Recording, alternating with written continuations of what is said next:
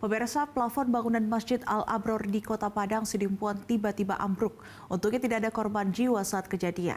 Sebelumnya masjid megah ini pembangunannya baru selesai pada bulan September 2023 lalu dengan dana hampir 35 miliar rupiah.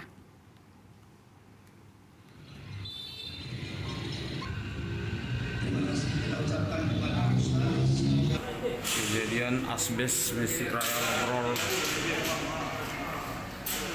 roboh. Dalam rekaman video terlihat jemaah yang akan melaksanakan sholat terkejut ketika melihat plafon masjid tiba-tiba ambruk dan nyaris terkena jemaah.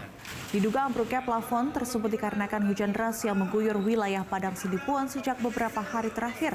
Lantaran terjadi kebocoran sehingga mengakibatkan kerusakan di bagian plafon masjid dan menjadi ambruk. Para jemaah sempat mengabadikan kejadian tersebut, berharap penanggung jawab Masjid Agung Al-Abror untuk mengecek keseluruhan bangunan masjid agar tidak membahayakan keselamatan.